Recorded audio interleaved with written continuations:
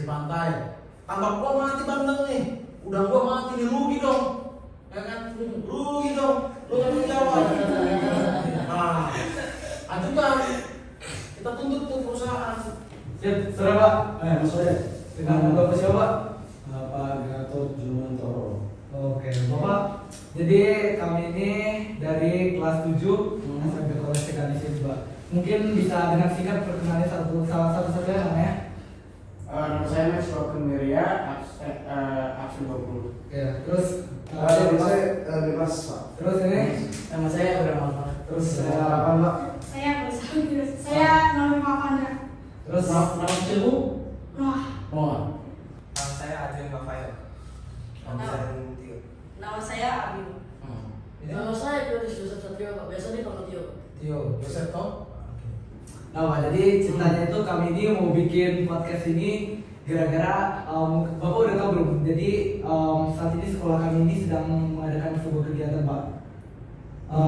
Sebuah kegiatan lingkungan mungkin ada teman saya bisa jelasin kegiatan itu. Kegiatan mengenai itu seperti community service, Pak. Di mana kita dan pasukan oranye bekerja sama untuk mengambil sampah-sampah yang berserakan di seluruh Jakarta Pusat. Nah, ya Pak. Nah, kegiatan tersebut bisa ada dua macam, yaitu di darat dan di kali, Pak. Nah, untuk yang di kali tadi dia bilang untuk yang orang itu untuk yang di darat, sementara untuk yang kali di kami itu berdiskusi dan juga bekerja sama dengan pasukan biru ya Pak untuk melancarkan untuk bekerja sama untuk membersihkan. Dari dinas badan air. Iya, bekerja sama dengan. Jadi singkatnya kami itu sudah kemarin libur nih ke kali nih. Udah mengutip sampah-sampah. Hari apa? Hari itu yang hari Kamis. Kamis kan. Nah, banyak sih ditanya kan ketemu kotor manusia, ngabung. Alkohol juga, Pak. Papi aja. Iya. Papi. Pakai tikus. Sama memprihatinkan kondisinya. Ya.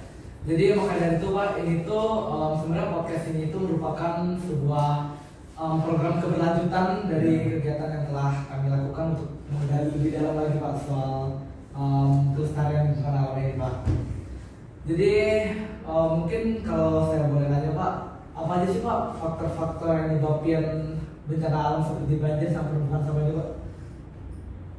Boleh aku tanya dulu ya? Ya, Tadi nyebut apa? Dinas UPK apa? Dinas Air. Oh, kalau kita di guru-guru bilang tuh ini Pak, semacam pasukan biru lah. Nah, manggil aku aja ya. Oke, Pak, tua kali ya.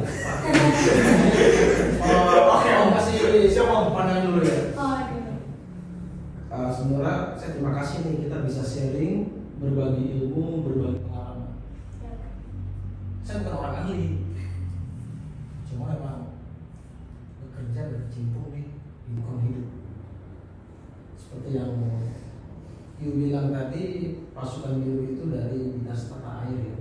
Iya, kurang lebih. Nah, kalau tadi itu bekerja sama dengan pasukan oranye, Iya. UPS, Unit Penanggulangan Sampah Badan Air Dinas Lingkungan Hidup Provinsi DKI Jakarta, yang tupoksinya salah satunya membersihkan sampah di kali, waduk, sungai, dan danau seperti itu. Seperti itu. Tadi pertanyaan apa? Tadi itu ada beberapa pertanyaan. Apa aja faktor-faktor sih Oh, iya. yang bisa menyebabkan sampai penyebatan jadi ada banjir gitu Pak? Salah satu faktor banjir di Jakarta ini adalah hal yang klasik untuk kita semua. Mungkin adik-adik ini pernah menjadi pelaku mengapa di Jakarta ini banjir. Iya, benar sih. Hal sepele, ya. Kebiasaan konsumtif Indonesia ini banyak. Iya. Oh. Yang salah satu kita nggak nyalahin belanja, kita beli barang, sampah, buang sembarangan. Terus sekarang udah gampang banget ya belanja kebutuhan sehari-hari Pak. Salah satu penyebab banjir Jakarta adalah to poin aja ini saya sampaikan, kurang wawasannya atau kurangnya rasa kemanusiaan manusia itu sendiri terhadap menjaga lingkungan, minimal tidak membuang sampah sembarangan. Berarti semacam isu SDM lah ya Pak? Yuk, bagus. Benar. Salah satu faktor SDM kita. Masih tergolong mungkin agak memprihatinkan mungkin ya Pak. Iya. Padahal kita itu, pemerintah itu kan sudah menginovasi. Iya. Dilarang membuang sampah sembarangan. Tapi itulah kembali ke manusia sendiri. Iya Pak. SDM Iya. itu salah satu faktor penyumbang banjir Jakarta, kurangnya kesadaran manusia tentang membuang sampah sembarangan. Dia buang sampah di tanah. Itu salah satu. Yang kedua, nanti kita ngomong gini, dibilang kita mau dibilang pemerintah. Enggak ya, intervensi kita sendiri. Iya. Refleksi diri ya. Udahlah, mulai detik ini kita jangan gunakan lahan tanda kutip bisa dibilang sebagai lahan resapan air. Tahu nggak lahan resapan air apa itu? Ada rawa-rawa, ya kan? Oh. Dibuat menjadi bangunan. Air mengalir dari tempat rendah atau dari tempat tinggi tempat rendah? Dari tinggi ke rendah. Oke, itu kan? Iya. Hujan di Bogor, hujan juga. Iya. Ini tadi ini resapan air ini tidak ada bangunan. Mau kemana lari air? Gak ada beda nutup jadi Pastinya ke pemukiman kita sendiri. Itu faktornya salah satu yang kedua. Saya mau sedikit cerita Pak, kemarin itu memprihatinkan banget ya. Kami itu kan udah lagi sibuk-sibuk nih ya, lagi bersihin sampah di dalam kali. Bahkan pada saat kami membersihkan aja, ada warga dari salah satu rumah di jendela yang masih membuang sampah ke dalam kali. Prihatin sekali ya Pak. Saya jujur kecewa sih Pak. Apa yang kamu alami itu pernah saya alami beberapa tahun yang lalu. Oh, Bapak juga pernah demikian. Sebelum lapangan. Waktu itu 2017 atau 2018 ya. Mungkin di Instagram UPS BNR masih ada foto saya waktu memberi sanksi. Oh. Jadi petugas puskesmas ini bersihkan sampah di kali. Ini oknum manusia ini bawa sampah di ember, membawa sampah di kali. Di bawahnya tempat ada pasukan orang membersihkan sampah. Wah. Logikanya ada etika nggak? Tidak. Kalau boleh tahu sanksi apa sih Pak? Lu lagi kerja di sini nih. Iya. Hah? Tiba ada orang lain buang sampah tempat di bawah. SDM lagi Pak. Respect banget, kembali mana? SDM lagi Pak. Viral dong, booming viral. Masuk bla. Wah. Masuklah saya kan, pengaduan. Kita di Dinas Lingkungan Hidup punya namanya seksi pengaduan. Pengaduan lingkungan itu ada pengaduannya lewat Clue, Jaki ataupun via sosmed. Kita kesana, kita kasih sanksi. Serius ya Pak. Serius. Serius untuk shock terapi. Kalau boleh tahu biasanya sanksinya itu berupa apa ya Pak? Kalian membuka Perda nomor 3 tahun 2013 tentang pengelolaan sampah.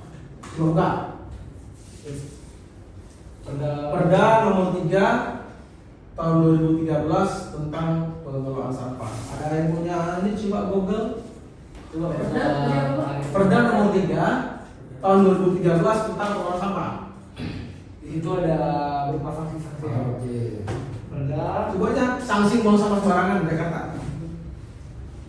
sanksi membuang sampah sembarangan di Jakarta. Kenapa sanksinya?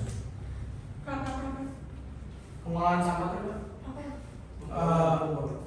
Sanksi buang sampah di Jakarta, peraturan daerahnya. 500.000 Pak. 500.000 maksimal. Oh itu dengan catatan itu tipe yang nominal ya Pak. Maksimal. Oh maksimal. Kalau Ya, ya. misalnya bisa lebih parah lagi Pak, yang melakukan bukan satu individual tapi kelompok gimana? Bicara kelompok, kita bicara namanya orang yang berbadan hukum perusahaan. Kalau gitu gimana Pak? Ada di perda tersebut. Macam-macam seperti itu. Barang siapa perusahaan tanpa izin pengangkut sampah yang belum melakukan izin. Jadi kalau sampai mana kamu Joseph kan? Iya. Joseph punya perusahaan pengangkutan sampah nih, Iya. ngambil di mall A, ya kan? Itu harus diizini Joseph. Ngambil sampah, dendanya minimal 5 juta, maksimal 10 juta. Besar ya Pak? Besar. Jadi biar tertib loh, gimana cara sih DKI ini tertib pengelolaan sampah. Tapi ya Pak, anehnya ya Pak, udah aturan itu mungkin se-strict itu ya Pak, masih aja Pak ada yang demikian Pak. Ya, kita Agak memprihatinkan tetap sekali. berusaha. Ada juga namanya di kita ini peran serta masyarakat. Jadi ada salah satu bidang di dinas lingkungan ini yang menangani kita sosialisasi masyarakat. Ayo dong kita jangan buang sampah sembarangan. Itu ada dan itu mungkin udah dari zaman dulu ya. Tetap kembali lagi ke mindset pola pikir manusianya. Gitu. Kita udah ngasih peraturan, ngasih sosialisasi ke masyarakat, ngasih sanksi lagi, buang sampah, bakar sampah, sanksinya sekian, gitu. Bahkan di Perda Tibung itu bisa pidana 3 bulan kurungan. Bisa sampai kayak gitu ya Pak. Iya, iya. Saya silakan ya. Sanksi buang sampah di Jakarta, wah komplit deh, bener. Iya kan? Tegas. Harus tegas. Ini sudah terlalu banyak ya Pak. Sudah terlalu banyak ya. Iya. Merajalela. Itulah salah satu faktor banjir Jakarta. Hal simpel diri kita sendiri. Yoyo semua pernah nggak buang sampah sembarangan? Makanya jujur ya. Jujur pernah.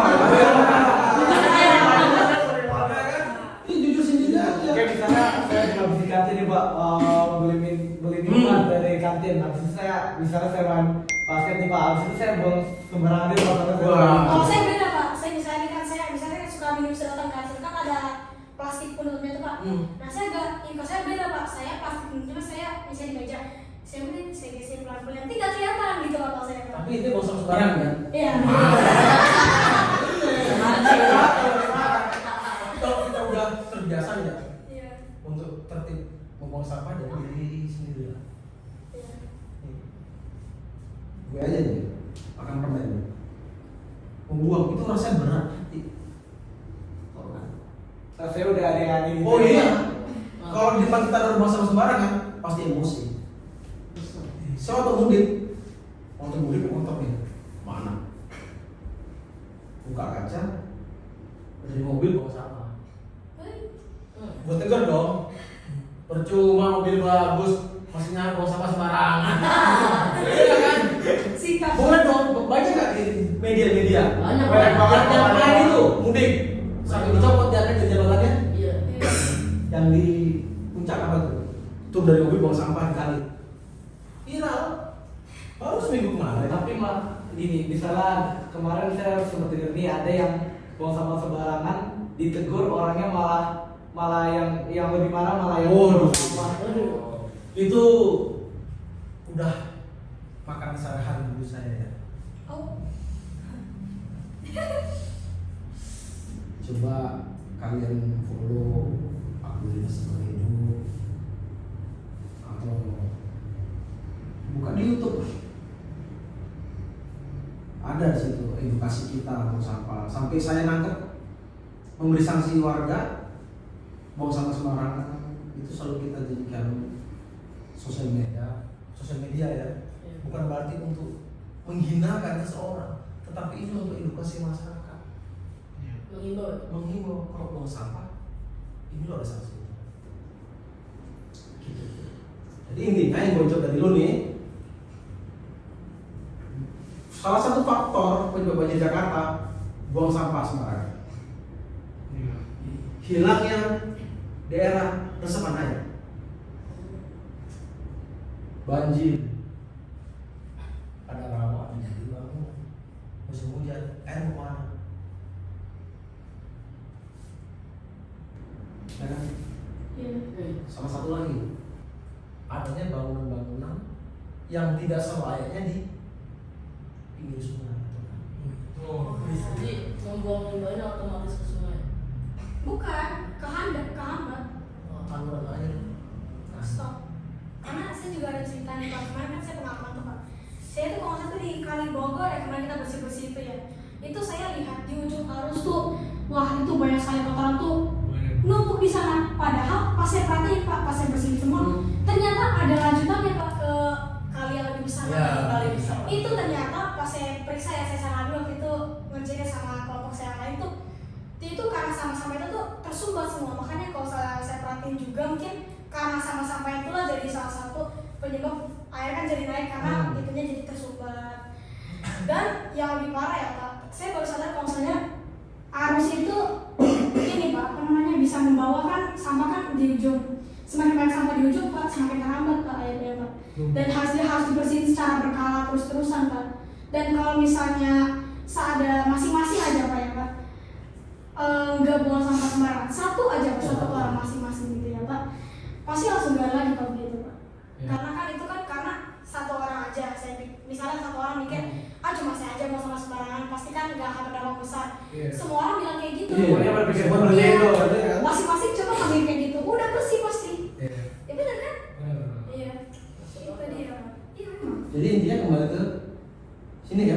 Sebagai manusia. Kalau pikir, iya. Kita jangan berbicara jauh ke pemerintah, diri kita sendiri. Gue udah bener gak sih? Apa yang udah gue buat untuk lingkungan? Hal sekecil apapun untuk menjaga lingkungan itu adalah sesuatu yang berguna bagi alam semesta. Ya. Coba gue pengen tahu nih, masing-masing kalian ceritakan pengalaman kalian nanya tentang lingkungan hidup. Masing-masing personal coba. Andrea, siapa? Coba semua. Kasih. Saya kasih pertanyaan. Mau dong? Pengalaman boleh, pertanyaan boleh. Saya mau tanya sih.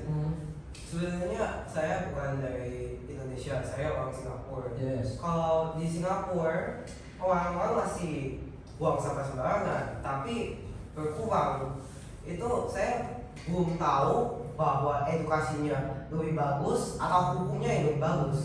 Karena kalau di Singapura buang satu permen aja di lantai itu hukumnya bisa sampai 3 bulan. ke bisa 5 juta satu 5 juta satu permen aja, lalu community service setelah itu minimal 3 jam. Jadi kalau hukum tersebut dilakukan di Indonesia, apakah itu bisa terjadi atau memang nggak bisa? Kalau kita berbicara Indonesia dan Singapura mungkin hampir sama ya. Setiap negara pasti punya rule yang ada. Masing-masing punya negara punya peraturan. Betul. Betul. Back to laptop kita ke Indonesia. DKI itu sudah beberapa punya aturan. Jangan buang sampah sembarangan. Pernah ke acara Car Free Day sebelum COVID? Pernah. Car Free Day. Pernah lihat nggak ada orang ditangkap membuang sampah sembarangan di Car Free Day? Kayaknya Diberi sanksi belum. sebelum masuk COVID. Belum, mungkin saya masih SD waktu itu ya. Jadi pertanyaan si Andrea, jadi di Singapura dengan Indonesia itu sebenarnya sama-sama sudah mempunyai aturan. Kembali lagi mungkin SDM di Singapura dengan SDM kita jangan disamakan. Bukan saya mau samakan, tapi memang hukumnya di sini saya belum. Kan kalau di Singapura ada setiap berapa meter ada, kalau buang sampah sembarangan ada yang 500.000 dan community service. Tapi kalau di sini saya lihat di jalanan kadang-kadang setiap kanan kiri nggak ada, kadang beberapa kali nggak ada. Saya pakai mobil dari sekolah dan ke rumah paling hanya lihat 1 atau 2 poster yang jangan buang sampah sembarangan. Nah, jadi Andrea mungkin di setiap Indonesia ini kekurangan media penyampaian informasi. Iya kayaknya. Seperti itu. Mungkin saya paham Anda mungkin baru di Indonesia ya. Jadi kita udah lama Andrea untuk edukasi ke masyarakat itu sudah sering. Hampir tiap hari, tiap detik. Hanya kita satu lagi, pola pikir masyarakat kita ini masih jauh apa yang kita harapkan. Pemerintah mengatakan jangan buang sampah sembarangan di jalan, tapi yuk keluarlah. Masih ada sampah jalan. Banyak. Kita punya petugas di kelurahan namanya PPSU, Pasukan Oranye. Iya, petugas pelaksana usaha umum. Ya kan? Yang bersih nyapu ya itu kan. Tapi itu kembali ke masyarakat kita. Kalau untuk sanksi untuk buang sampah sembarangan apabila tertangkap tangan 500.000. Nanti bisa googling kalian di internet ya. Ada sanksinya kurungan Andrea. Jakarta 20 hari di penjara atau 3 bulan. Nanti kan carilah itu, kita sama-sama belajar ya. Iya. Cari di Perdatibung gitu. Jadi Indonesia itu kita ini bukan hanya ngasih sanksi denda uang paksa, ya kan? Kurungan juga ada di penjara. Bedanya di Indonesia ini tidak ada yang Andrian katakan tadi. Jadi setiap pelaku ini ketangkap, dia ikut kerja bersih sampah kan? Iya. Itu namanya sanksi sosial kan? Kita belum siap untuk itu. Karena ini kan kita jangan sampai mempermalukan. Misalnya Andrian lagi Car Free Day, tangan mau bekas botol minuman, kita bulan 17 disuruh mengutin sampah. Itu terkadang ada yang protes. Saya lebih bagus bayar denda daripada harus kerja sosial yang seperti Andrian tadi itu. Itu kita sudah terapkan, Andrian. Makanya nanti kalau ada free day main, cek di Google, di YouTube, atau boleh kalian ketik nama saya aja atau Jimontor di mana, di Google. Pak, atau ya Pak, mungkin tadi kan Anda bilang kan mungkin karena kalau misalnya ketahuan nanti akan ke community service sama didenda 3 juta. Ya. Kalau menurut saya apa kenapa di situ juga nggak bisa menerapkan tuh karena ini Pak, kan Singapura tuh kan kecil Pak, jadi kalau misalnya ingin kita buang sama sembarangan gampang ketahuannya karena itu negara kecil dan sangat terbuka Pak. Kalau Indonesia itu kan khusus sama-sama meroknya itu kan gampang ya Pak, masing-masing orang tuh ada yang menjaga melihat kan. Terus Singapura kecil lebih gampang gitu untuk diperhatikan. Faktor ekonomi juga ngaruh. Ini juga sih, tapi Kalau untuk sanksi Andrian kita udah sering mendapat sanksi. Kalau ketahuan, itu kalau ketahuan pasti kita kenain sanksi denda. Tapi untuk kerja sosial itu kita belum menerapkan itu karena kita belum ada aturan khusus yang mengatur tentang itu. Kalau di Singapura mungkin udah ada kayak, udah ada peraturan. Jadi you ketangkap buang sampah, you bayar denda, you juga kerja paksa. Seperti itu. Paksa. Kerja paksa. Dan itu saya rasa itu hal yang bisa diterapkan di Indonesia. Dibuatkanlah undang-undangnya.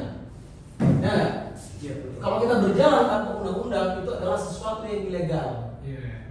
Ya kan? Kita berjalan sesuai dengan alurnya.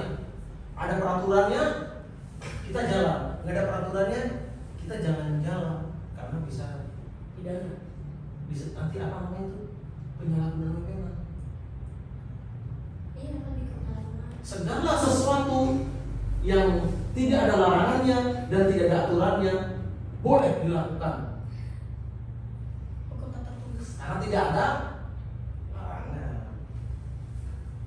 Boleh nangkep buang sampah. Kok saya kerja paksa Pak? Aturan mana?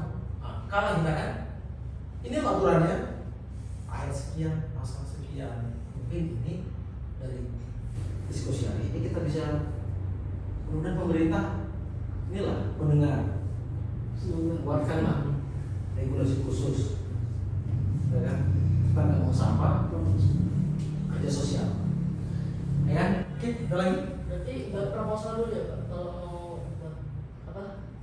Hukuman community service.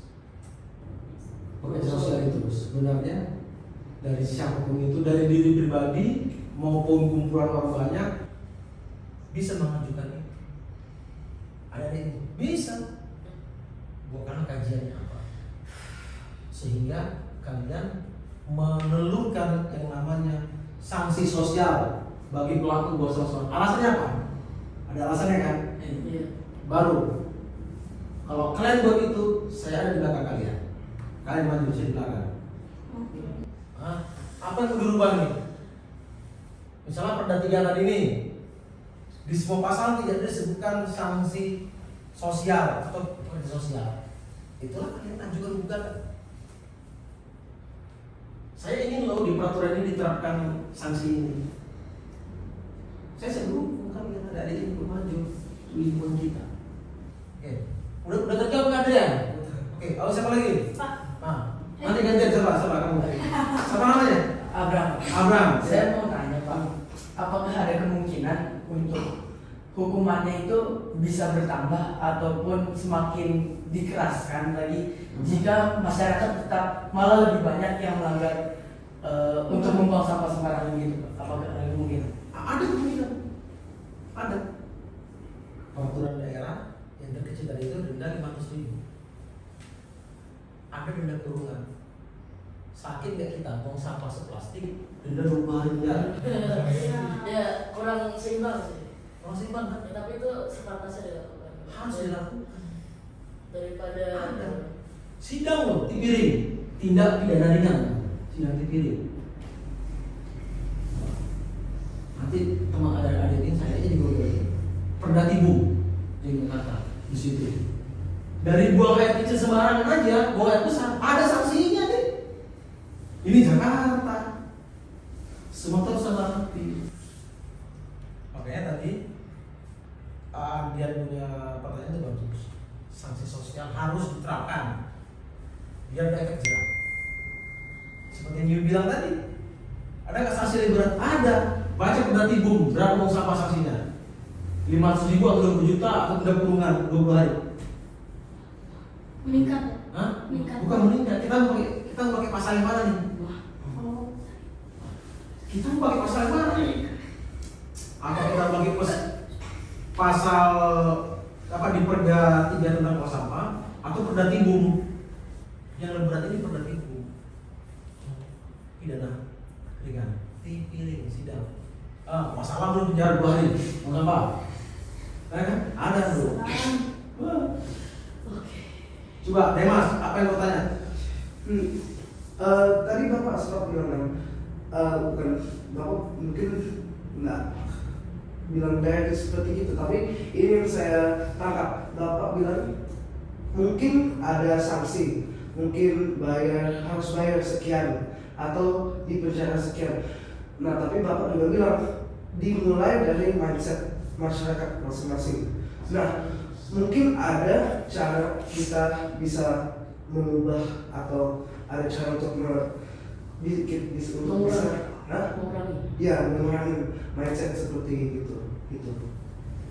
Kita tidak lelah sosialisasi. Di sekolah ada nggak diajarkan jangan buang sampah sembarangan? Banyak. bahkan di kelas ada poster-poster Pak, jangan dibuang sampah. Di sekolah ada bank sampah. Ada. Apalagi kalau kata saya banyak sekali Pak. Sampai makan dulu. Bukan sampai proses apa di dalam proses. Kalau dasar Dharma Pramuka cinta alam itu beberapa? Yang kedua bukan. Dasar Dharma Pramuka yang pertama takwa kepada Tuhan Maha Esa. Yang kedua cinta alam dan desa yang manusia. Ya. Dari situ cinta alam. Gue cinta alam gue nih. Gitu deh mas. Intinya dari unsur pemerintahan RT RW sampai ke yang lebih tinggi presiden itu dari informasi.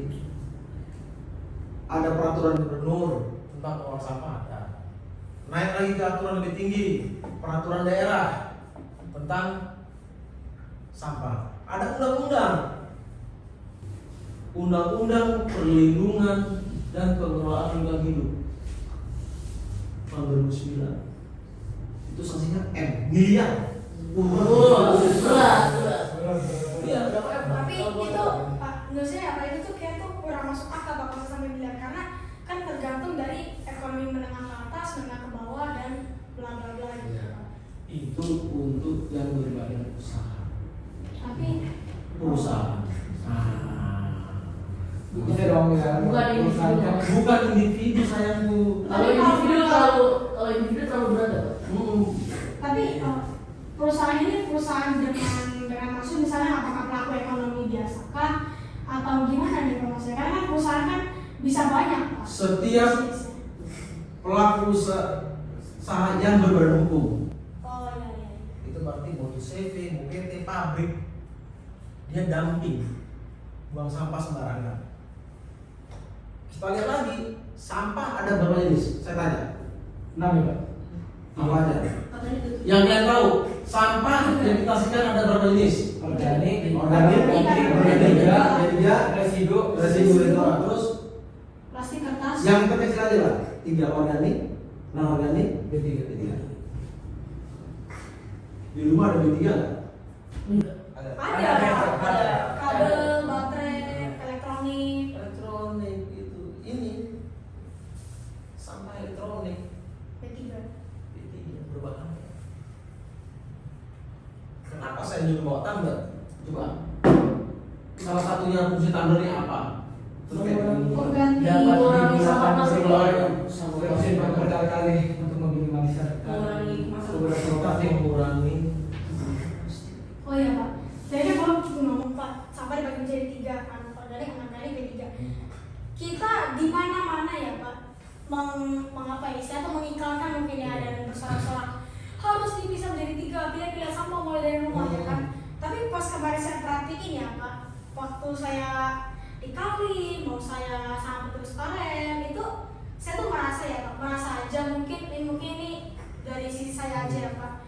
Itu mereka tuh ini mencampur-campur sama-sama. Misalnya yang organik seperti mungkin kotoran manusia digabungkan dengan yang ranting, digabungkan dengan yang plastik, itu digabung-gabung Pak. Itu siapa yang ngomongin itu? Itu petugas-petugas yang Yang ada di kali. dari kali sama yang ada di darat. Nah, pertanyaan saya gini Pak, lantas apa urusan kita dengan bisa itu padahal nanti pas sampai di truk, pas sampai nanti juga mungkin pas di TPA itu nggak akan dipisah-pisah, akan digabung semua. Tujuannya apa untuk dipisah-pisah? Dipisah itu kembali kita nanti 3M. Coba apa yang ada 3M? revisi cycle. Daur ulang. Jadi sampah yang di kali itu atau di rumah kita itu kita pilah. Di rumah ini ada nggak bioporing? Ada.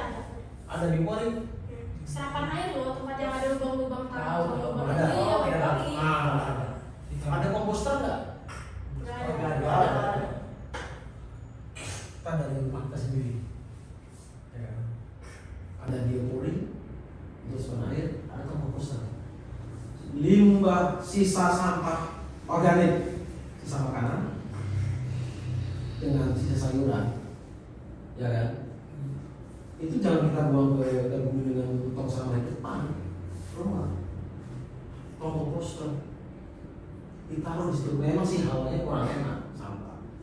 Nanti tong komposter itu akan mencerna dengan ada tambahan bahan sedikit, Oh iya. itu akan jadi namanya cairan. Pupuk. Jadi teman-teman di kali itu nanti itu dipisah lagi.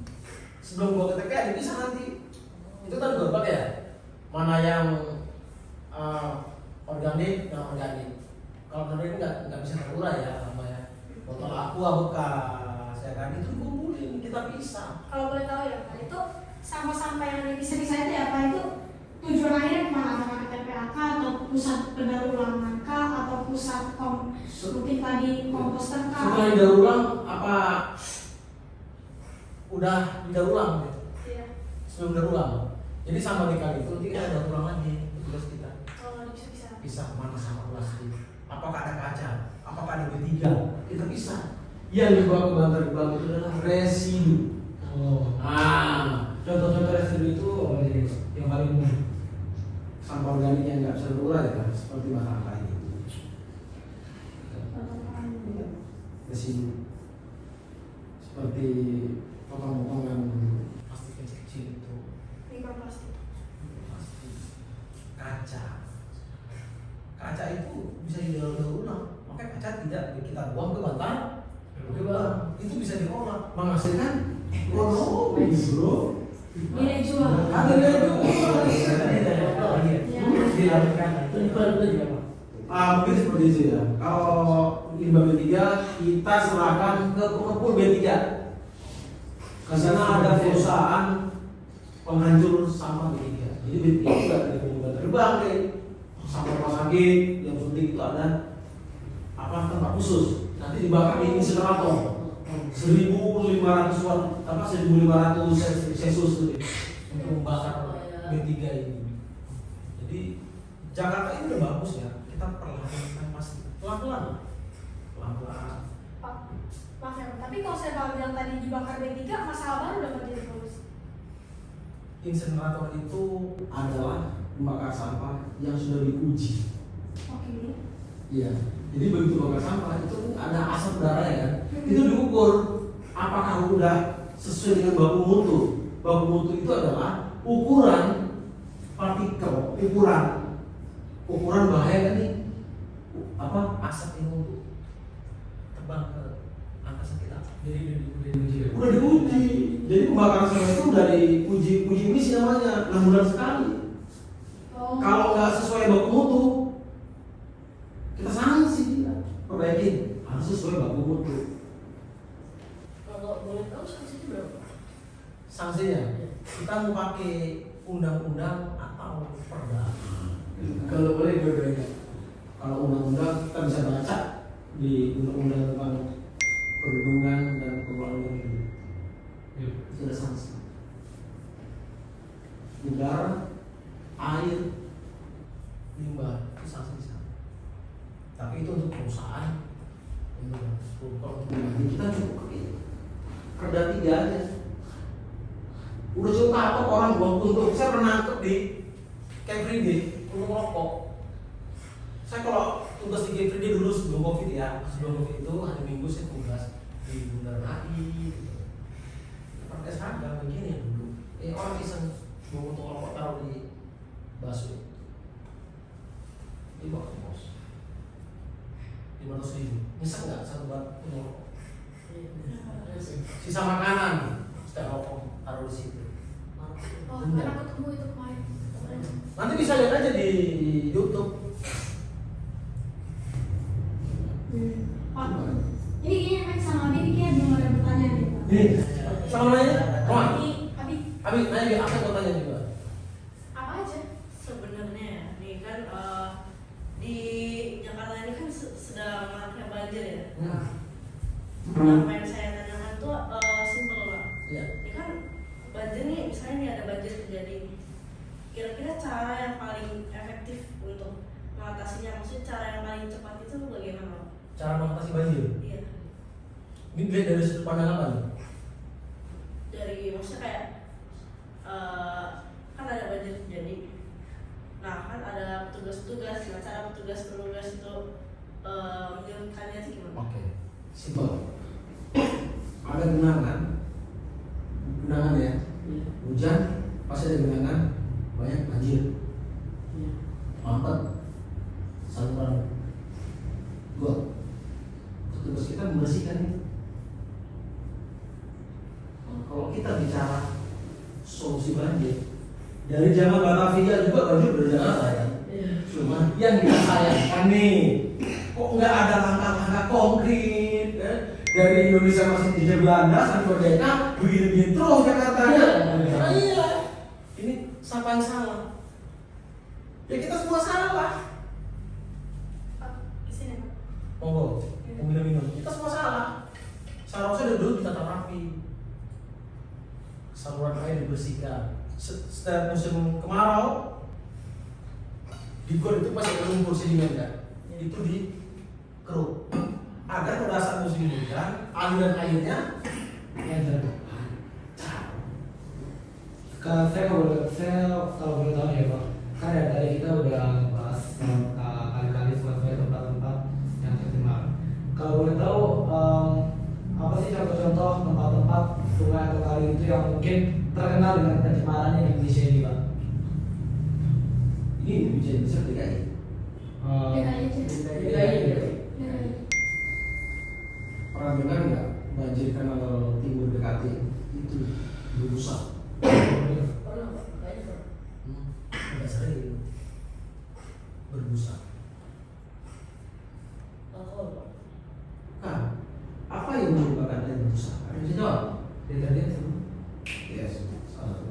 Sabun, sampo. Ada nggak di Indonesia ini peralatan rumah tangga yang bisa menghasilkan busa yang lebih sedikit? Ada nggak? Sabun, ya sabun, tapi deterjennya sedikit. Harusnya ada sih. Ada, cuma lebih mahal. Ekonomi. Itu, yang bilang tadi itu salah satu contoh kali lah banjir Klang Timur. Semua aktivitas rumah tangga bermuara mana? Sana kan? Pantai. Tapi kita pemerintah udah membuat namanya IPAL, instalasi pengelolaan air limbah. Di komplek ini seharusnya ada namanya IPAL komunal. Misalnya satu RT nih atau satu RW, dia punya kolam penampungan air limbah. Jadi sebelum air limbah ini dibuang ke sungai, ini sudah diolah di sini. Dan itu dirusut-rusut dan namanya IPAL. Jadi semua pembuangan air kotor itu ke IPAL tersebut nanti diolah sesuai bau mutu, baru air limbahnya keluar ke kali ke sungai. Jadi tidak berbahaya. Ya seperti itu. PKT. Udah pernah grogol belum? Udah. Kali sekretaris itu warnanya putih apa hitam? Hitam. Ah itu hitam. Benda mogot. Kan dari Grogol arah ke Kalideres sebelah kiri itu kali kan. Uangnya enak banget kan?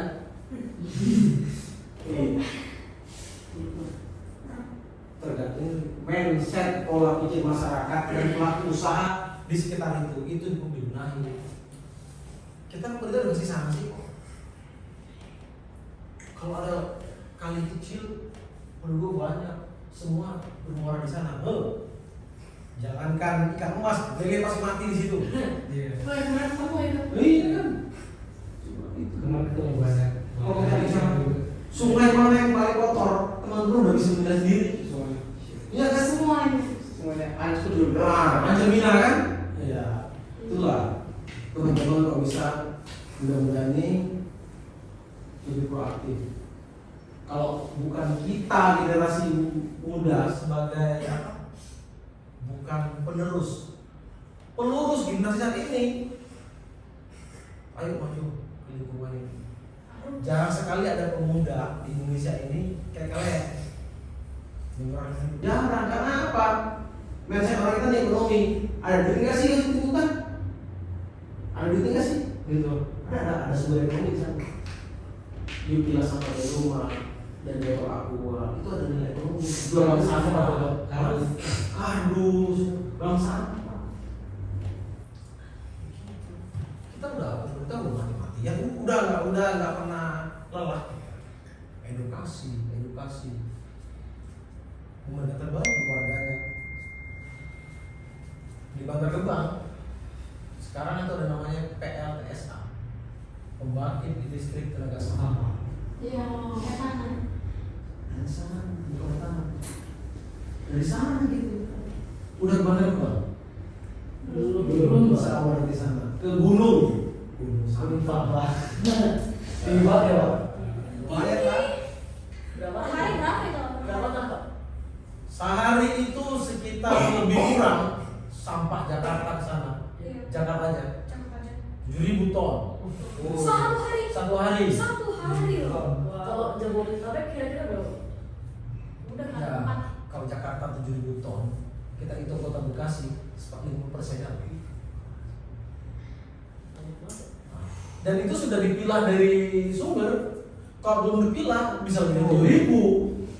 Makanya sekali lagi pesan kita semua untuk membantu lingkungan kita tetap bersih dari diri kita sendiri. Karena dari bawah bumi sampai atas langit itu lingkungan hidup. Benar kan? Lingkungan. Coba tanya apa? Oke Pak, jadi saya ingin menanya, jika generasi kita semua ini anak sekarang adalah generasi penerus, apakah kita dapat mengeraskan pelajaran tentang pembuangan sampah terhadap mereka, terutama yang kecil-kecil, karena semua tahu kecil-kecil itu meresap informasinya bagus banget. Jadi maksudnya memberi pelajaran edukasi dini. Iya. Ini gua kira ya itu udah dilakukan. Makanya saya tanya di sekolah pernah dengar bank sampah? Bank sampah di sekolah? Sekitar Kafe sekitar banyak sih, Pak. Ada. Di sekolah kan ada namanya sekolah adidiata, pernah dengar nggak? Oh iya, itu SD saya di Yes. bapak saya. Adiwiyata. Iya, Adiwiyata, satu lagi Mandiri. Itulah dari situ kita udah memberikan edukasi. Kalau untuk sanksi ya, sanksi untuk kita jadi 500.000 itu udah besar, udah kapok. Iya. Apalagi sebut ada kurungan, buang bekas gorengan seminggu di kerangkeng, kan segak. Mana untuk rokok 50.000. Saya pernah kasih sanksi di Bunda Nari. Pernah kasih sanksi. Jalan dia, udah ada rokok kan. Surya, itu rokoknya kan. Mau di situ dia, taruh. Dia sini, bukan dia. Taruh dulu sini. 50.000. Kan di peraturan maksimal 500.000. Maksimal. Jadi kita memberi sanksi itu bukan menghukum seseorang.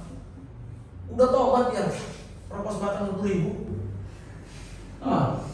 Tobat ya. Coba. Ini teman-teman udah bisa memberikan edukasi ke teman-teman lain sampaikan pesan. Di Indonesia ini ada sanksi untuk orang yang buang limbah sampah ini udah sangat keras. Mungkin ada yang di ekspos media, ada masuk media. Nanti setelah sesi ini kita break, gua kasih lihat nanti dokumentasi kita bekerja kasih sanksi. Jadi mungkin bahasa orang luar sana, wah hanya omong-omong aja nih, nggak ada apa, nggak ada gegernya, nggak ada tindakannya nih. Udah. Terakhir kemarin itu salah satu perusahaan, gua nggak perlu sebut nama perusahaan, itu kita tutup kok. Tutup. Yes. Tutup. Melakukan pencemaran. Oh, ya. Kita bina nggak bisa, jadi binasakan. Ya. Bina nggak bisa, dibinasakan. Udah binaan, you harus itu sih nggak bisa binasakan. Betul. Sampai you benar-benar mengikuti rule yang ada. Tutup sebentar. Sebentar. Kasihan kan nggak produksi barang. Mungkin biar saran dulu mungkin. Biar kapok itu boleh bahaya. Berita ada banyak tuh. Bisnis. Nah, mungkin ya Pak, dari saya tangkap dari abang tadi ya Pak. Intinya cuma satu mungkin ya Pak. Edukasi dan juga pembinaan serta pembentukan SDM Indonesia Pak. Betul. Karena SDM ini kan jadi salah satu biang kerok dari semua masalah di Indonesia. Coba korupsi SDM, banjir SDM, sampah sembarangan SDM, apalagi. Sekarang kan SDM semua. Kita pola pikir. Iya, pola pikir SDM ini dan bisa sekali. Makanya dari sekarang dari ini ada sekarang. Edukasi diri sendiri terus tuh orang dekat. Wah mantap kali orang itu. Iya. Coba buka itu.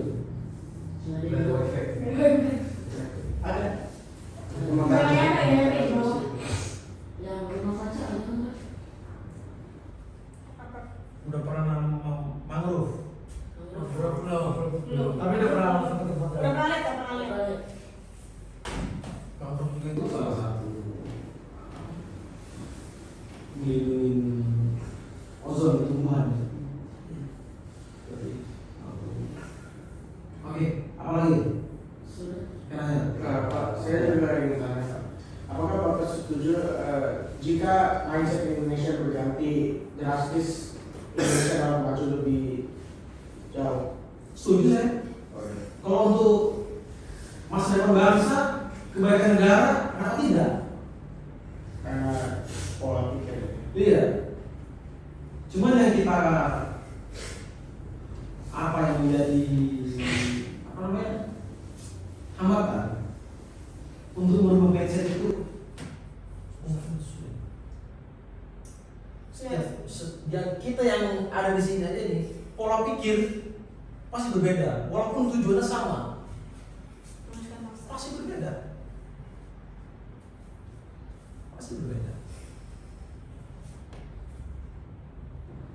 tapi tetap kita jangan pernah menyerah untuk untuk kebaikan alam semesta, kita bareng-bareng ajak teman kita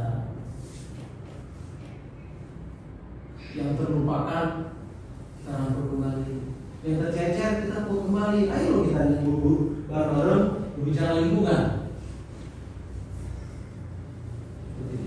Oke, lagi Saya punya pertanyaan Pak. Kan misalkan kita mau jual, kita menghasilkan minyak, gitu, Pak. Kita mau jual ke luar negeri, naik kapal gitu, ya, naik kapal. Nah, misalkan kayak ada kecelakaan gitu aja Pak, minyaknya bocor dan lain-lain, itu apakah kayak diberikan sanksi atau itu emang kita gimana ya, diberikan sanksi aja gitu Pak, atau diberikan sanksi? Oke, saya jawab. Untuk kejadian seperti itu Udah pernah terjadi di provinsi kita. Ya, gue nggak sebut nama perusahaannya, cuman gue mau cerita bagaimana cara penanggulangannya. Pernah terjadi di kita, bocor di Pamukas. Hampir sama dengan katanya bocor air mencemari laut dan pesisir. Dampak kebocoran minyak itu merugikan dari sisi ekonomi juga, karena perikanannya jangan warga. bagaimana cara penanggulangan ini? Kita harus cari tahu sumber pencemar. Kan? Sumber pencemar siapa yang barang yang kerja? Oh, ketahuan, Mr. X. Oke, panggil Mr. X. Panggil, ini you punya dapur bocor loh. Tetangga you semua kena dampaknya. Gimana caranya? Udah.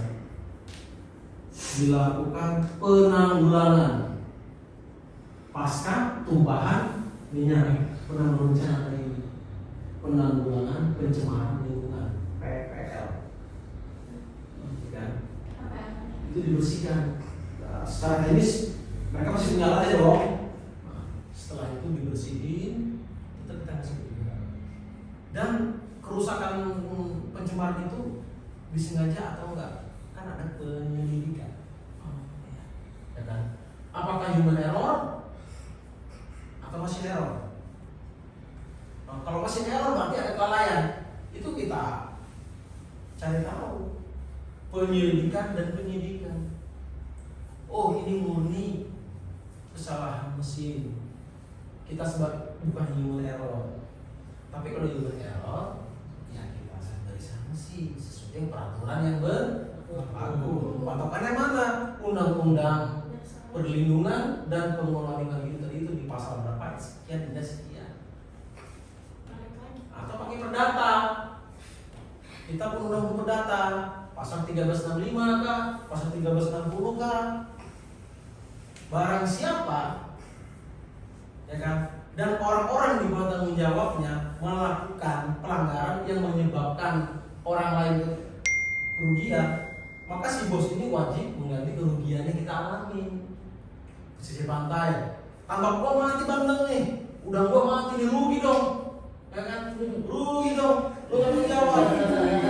Nah, ajukan, kita tuntut tuh perusahaan, kita hitungan diganti rugi, dan itu udah terjadi,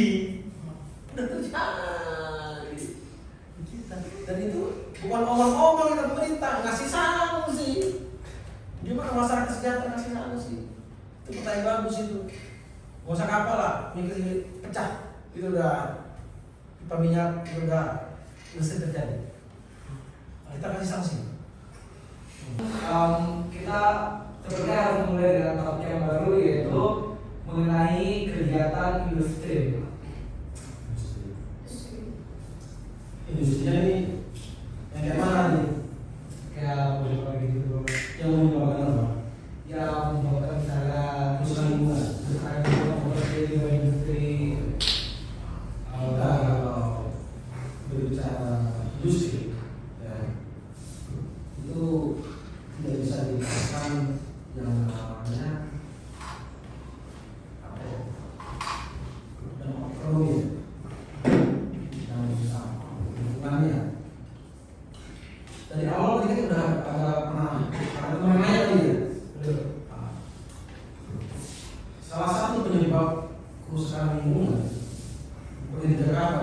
di Indonesia industri.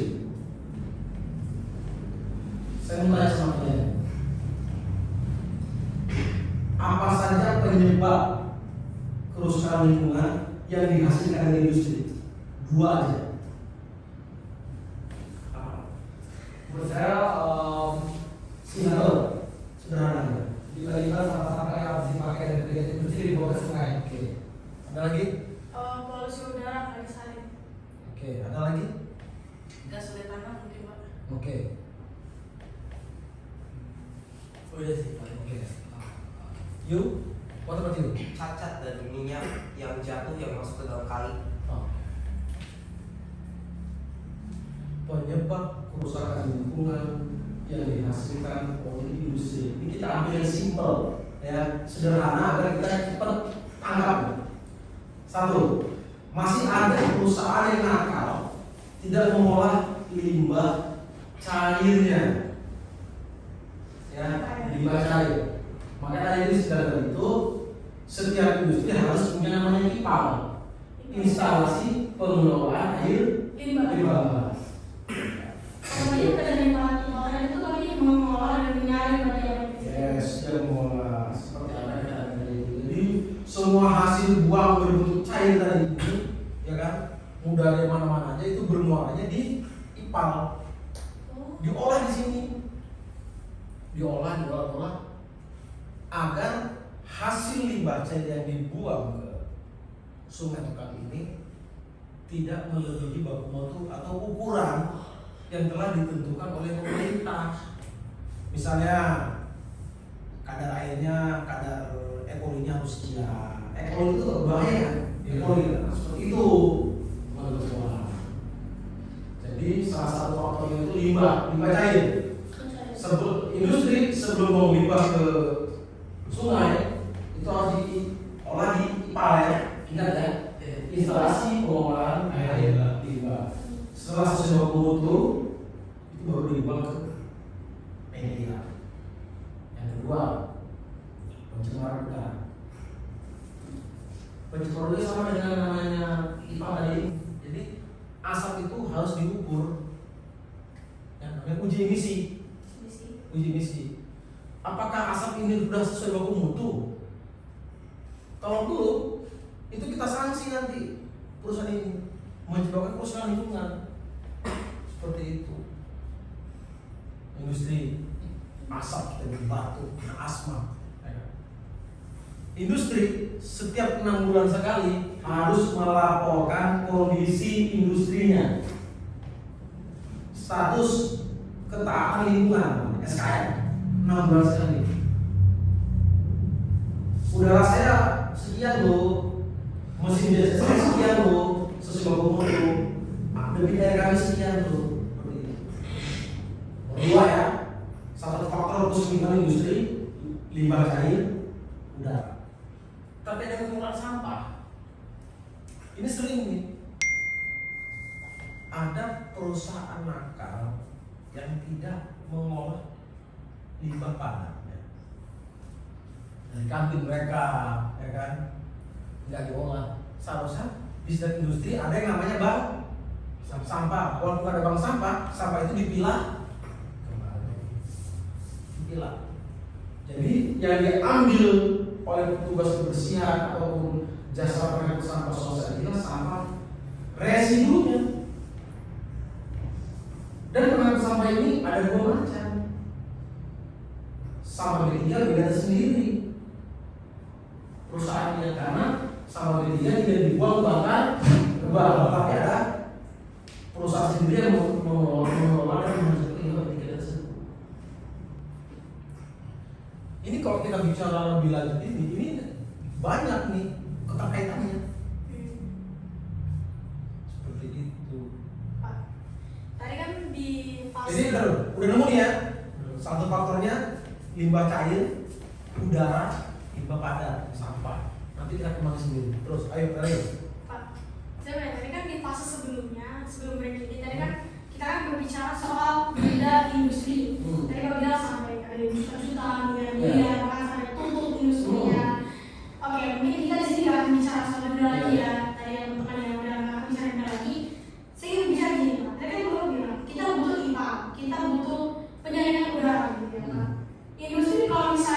dari hal tersebut dan lewati batas kadar untuk dibuang ke alam, itu akan kena denda.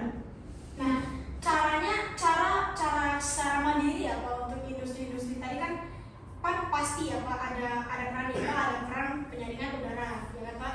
Pasti ada perannya. Tapi kalau bisa secara industri tersebut mandiri tanpa ada IPA tuh cara pengurangannya gimana Pak? Tapi yang tanpa mengurangi performa dari industri tersebut Pak. Kita berbicara limbah harus ada IPA. Tidak ada rumah tangga yang tidak punya IPA. Safety tank itu namanya IPA juga.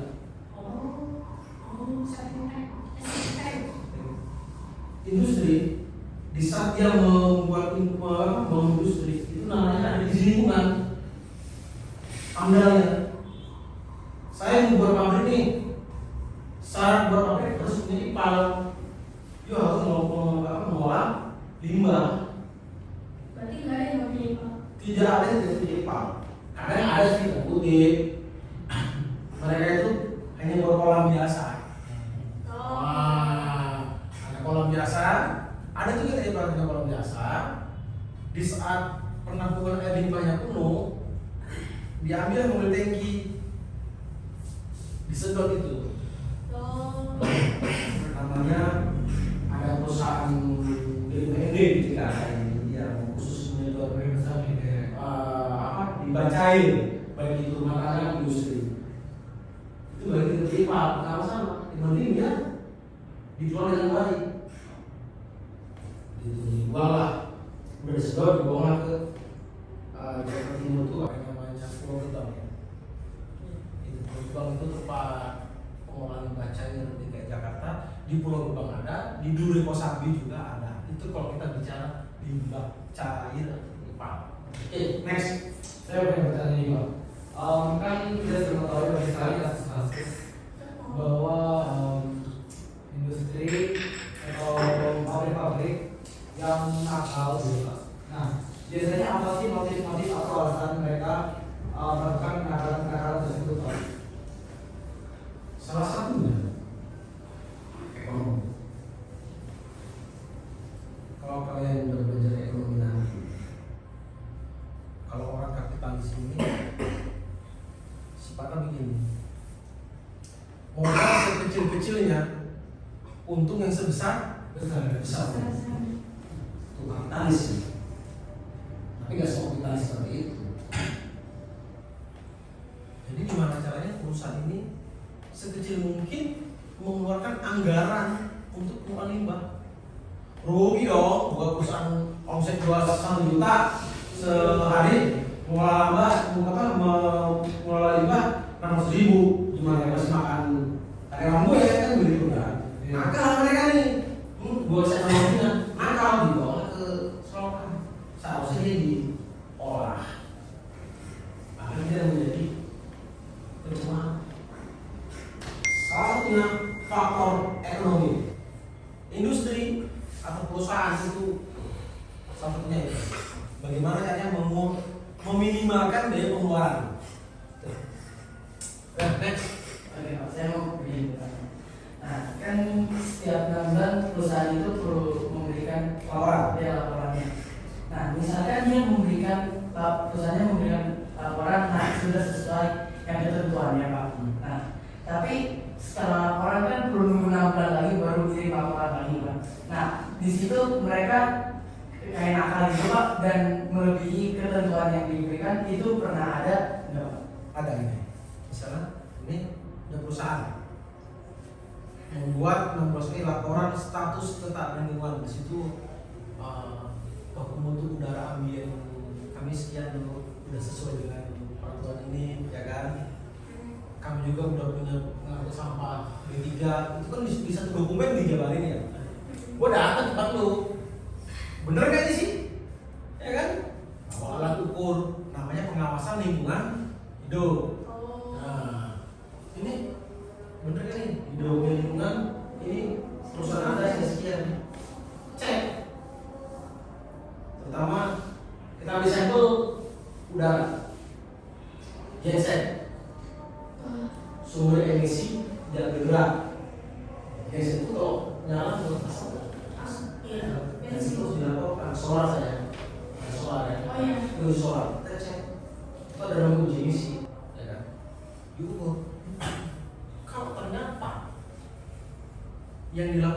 tidak sesuai dengan hasil pengawasan kita, itu kita bilang ya, selesaikan ini harus sesuai dengan baku mutu. Berarti dia bohong dong. Jadi kita tidak ujuk-ujuk nih kasih sanksi, enggak, kita bina. Begitu juga dengan sampahnya, apa? Sampahnya sama ini ya, saya udah diangkut dengan perusahaan A. Ini industri, ini B3, ini pengangkutnya perusahaan. Gua cek dong, mana dokumen doi? Cek. Ada izinnya. Waduh. Bodoh kan? Bodoh kan? Harus izin. Izin pengangkutan limbah B3 dari Kementerian Lingkungan Hidup. Kebanyakan pelaku usaha ini cukup izin tadi. Dan ada gue izinnya nggak ada. Dan saya juga minta mana dokumen ini ngambil berapa kilo, buang berapa kilo. Tripartit perjanjian perusahaan penyumbang B3, pengangkut, dan ada perusahaan penghancur. Dari sini ngambil di sini misalnya 10 kilo di Mongkanya kan. Dari sini kemari harus 10 kilo juga kan. Seperti itu. Itu nanti sampai seperti itu. Nanti dari sini ngambil 10 kilo, timbang dijual lagi. Masuknya 5 kilo gitu. Jadi temuan-temuan itu kita rangkum di mana ini berita acara hasil pengawasan. Oh nggak sesuai. Teguran dulu. Tolong dong perusahaan dulu dibenerin, nggak sesuai nih. Sampai berapa lama? 4 bulan, 3 bulan lah. Tapi harus sesuai. Oke, gue kejadian. Kita ada proses kejadian 3 bulan. 3 bulan lagi, gue datang ke dia, ngecek lagi. Udah dilakukan nggak perjanjian hasil pengawasan? Oh udah, aman. Begitu, sebegitu seharusnya. Sama tadi juga misalkan mereka bohong gitu, terus 3 bulan lagi kan bakal datang lagi gitu. Dalam kan kita perlu ngirim laporan lagi 6 bulan lagi, itu bakal mulai dari 6 bulan yang mulai dari yang 3 bulan habis kita kasih atau sebelumnya? Sebelumnya. Misalnya ini Januari 2024 ngirim laporan. Dia nanti ngirim bulan Juli ngirim laporan lagi. Seperti itu. Dan itu juga kita harus petugas ini pengawasan. Kalau dia nggak ngirim laporan telat 3 bulan, kita telepon, Bray, gimana dokumennya? Nah, alasannya apa? Seperti itu. Jadi kita sangat selektif. Sangat selektif. Oke, next ada lagi? Saya bertanya Pak. Demas dong coba. Bosan. Ayo. Jadi perasaan Pak, biasanya kalau sampah itu dari Jabodetabek itu dibawa biasanya ke Bekasi Pak. Itu sampahnya menumpuk kan Pak. Jadi sampah yang menumpuk itu diolah semuanya dalam 1 hari atau mungkin hari ini diolah sekian, besok sekian.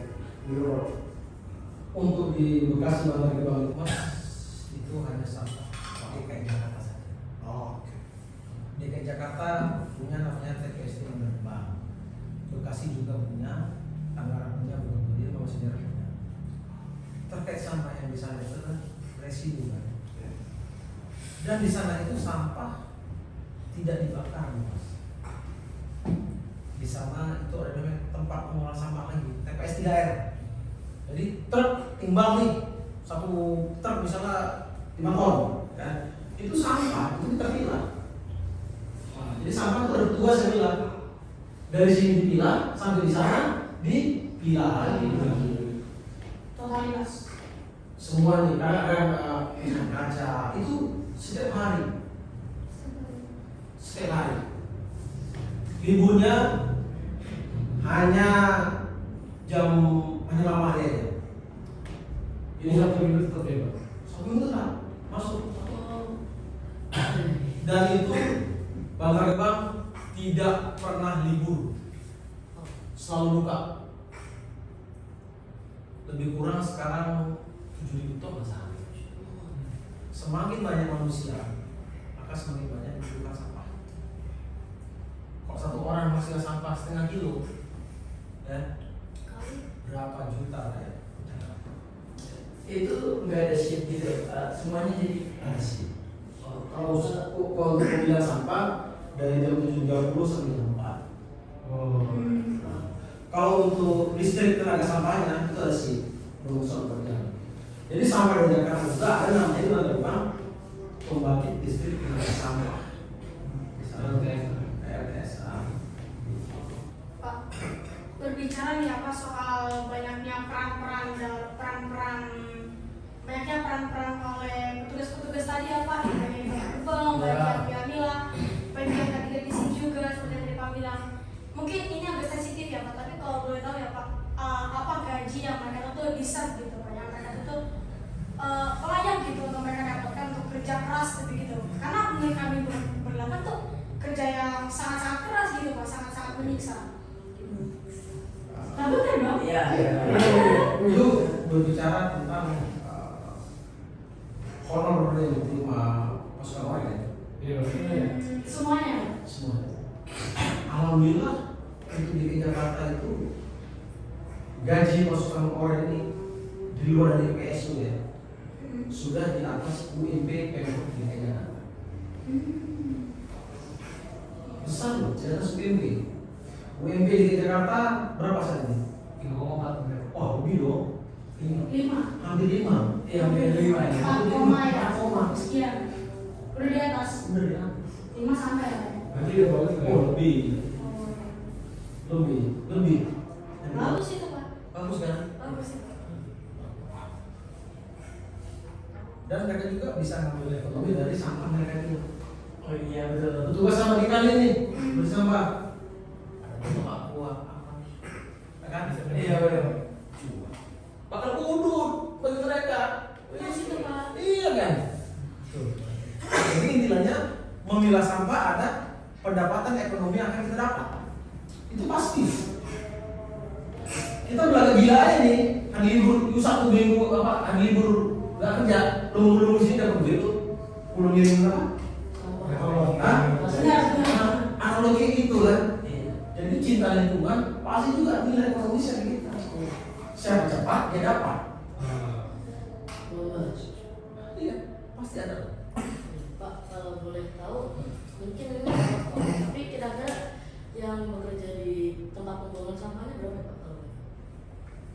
Kalau itu ya di atas 1000-an lah ya. Supir truk kita aja itu setiap hari truk sampah kita itu ya ini di atas tahun lalu nih, tahu nggak? Maaf kalau salah ini. Sekitar 700 truk Banyak itu. masuk ke Bandar Gebang. Itu kan On time. You Natal, you Lebaran tidak ada istilah. Wah. Di mana saja, kapan saja, ready to work. Oh. Gitu. Gimana? Di atas 12.000. Pusing. Wow. Itu total semua. Sedikit. Semua pengolahan sampah mulai dari pasukan oranye, pasukan biru, pemisahan. Itu pasukan oranye aja. Wah. Berarti itu dari Pasukan oranye biru belum pemilahan. Ya, biru belum. Berarti itu bisa sekitar di atas 20.000 ya, Pak? Apanya? Total. Lebih lah. Enggak sih, karena kan setelahnya pasukan biru mungkin jumlah karyawannya masih banyak dengan pasukan Iya, betul. Iya, karena Iya. nggak sampai 20 kan. Iya. Tapi udah cukup lah.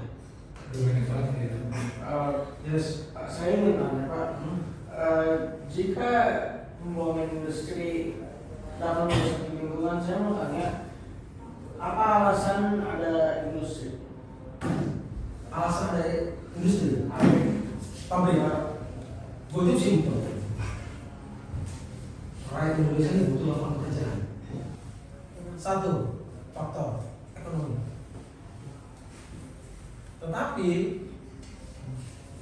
jangan mentang-mentang faktor ekonomi kita mengabaikan lingkungan hidup.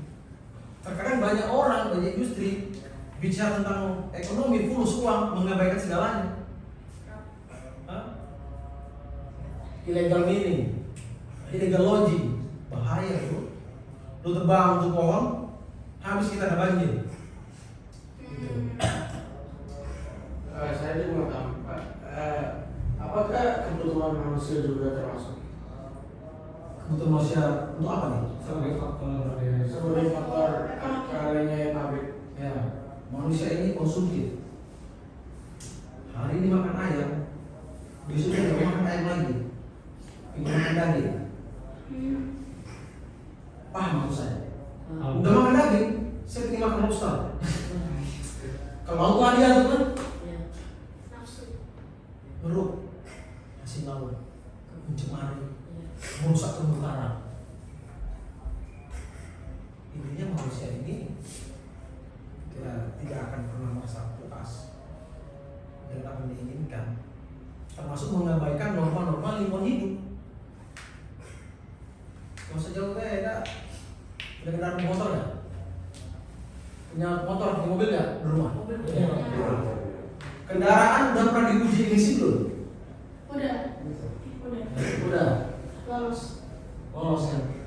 Itu termasuk. Kita punya barang di mobil. Buat apa uji emisi? Gak uji emisi. Gak bahaya ini asapnya ngetul coy. Rugi orang. Iya. Seperti itu. Jadi faktor konsumsi manusia ini mempengaruhi lingkungan.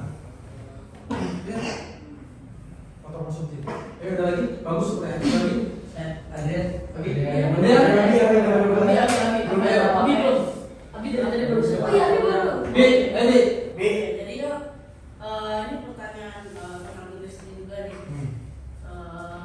Jadi kan ada yang namanya tempat pembuangan akhir. Nah, itu tuh cara kerjanya untuk menghilangkan sampah-sampah itu tuh dengan cara dibakar atau gimana, Bang? Tadi gue sempat ngomong tadi ya, bisa dibakar, dibebas. Tetapi di bangkai-bangkai itu kita olah lagi nih. Oh, Masuk sampah itu di sana tuh ada 6.000 pemulung lebih. 6.000 pemulung. oh, Muter loading, ya kan? Pilah. Berkurang nggak sampah? kurang. Iya. Nah, ada yang bisa dimanfaatkan.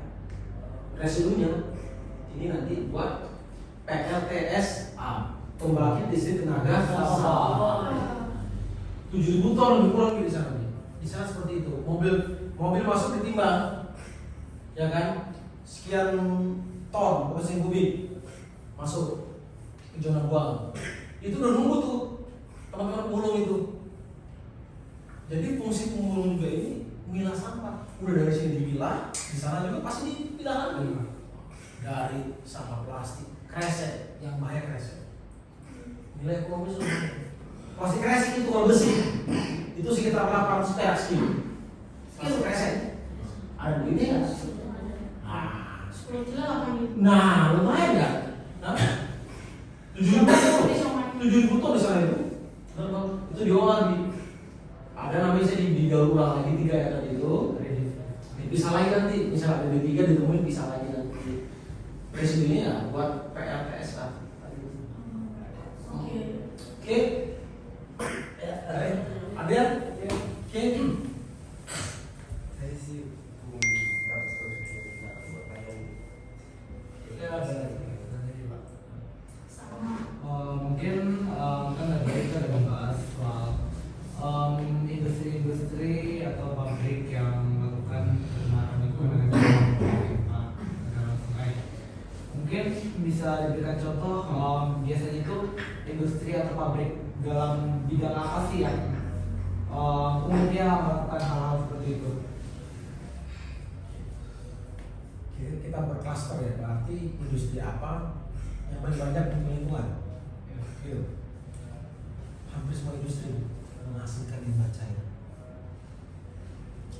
Kita ambil contoh perusahaan perakitan kendaraan. Ya. Gua nggak sebut nama perusahaan. Kita kalau bicara otomotif pasti bicara cat. Oh iya ya. Dengkul. Oh iya.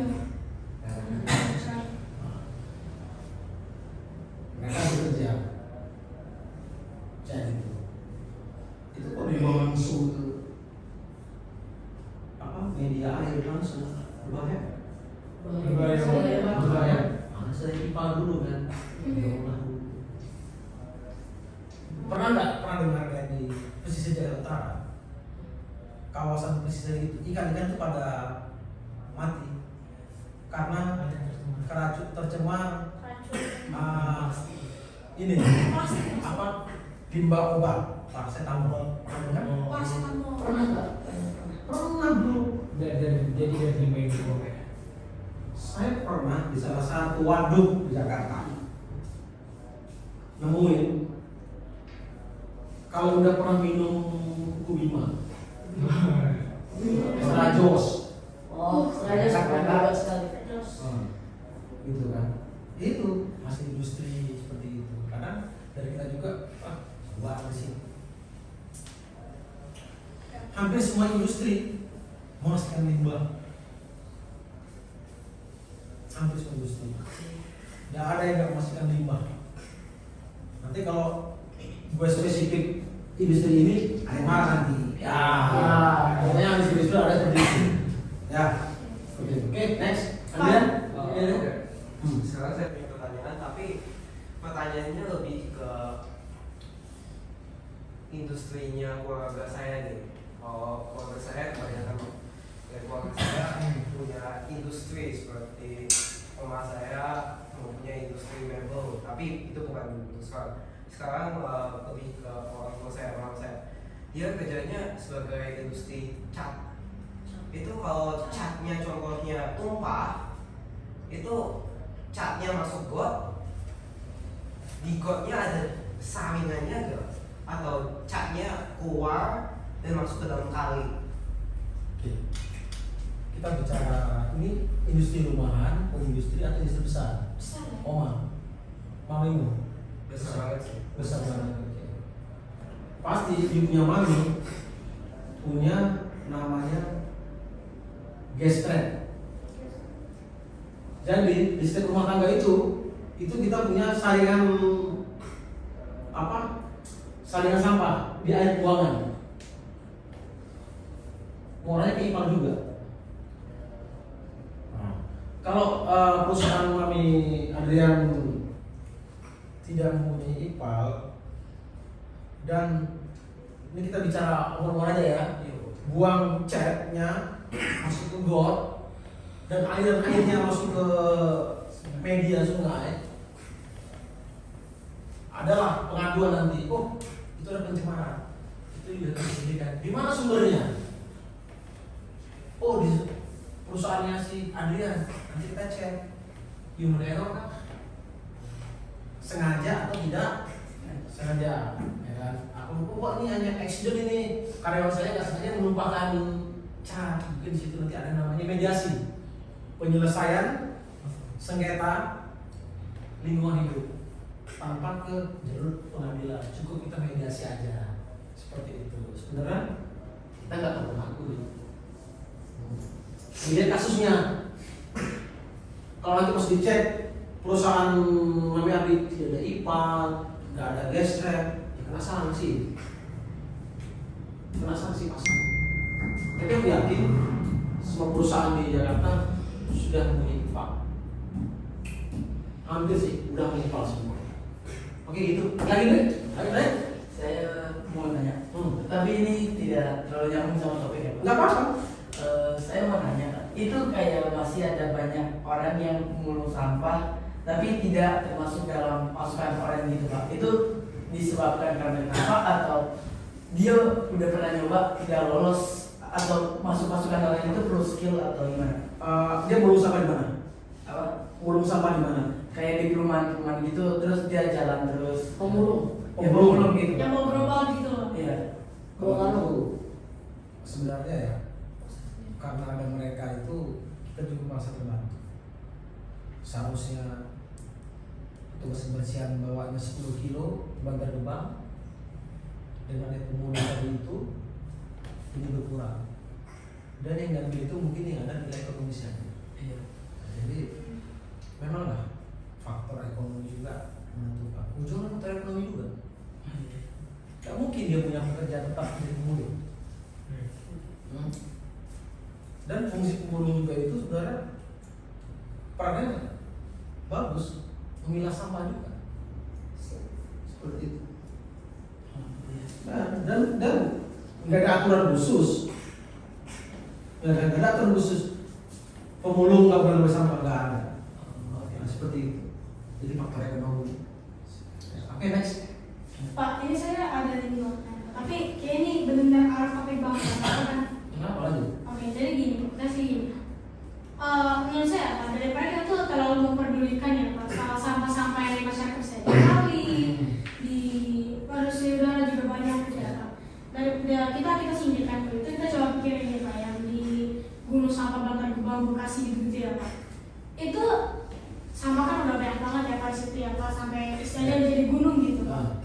Itu antara di masa depan atau rencana bagaimana untuk mungkin kita bisa, apakah itu akan tetap dipertahankan gunung tersebut atau mungkin akan diubah atau dipindahkan atau dimusnahkan atau gimana Pak? Karena kan rasanya kan agak kurang gitu Pak, kalau kita tuh membiarkan gunung itu bertambah gitu Pak.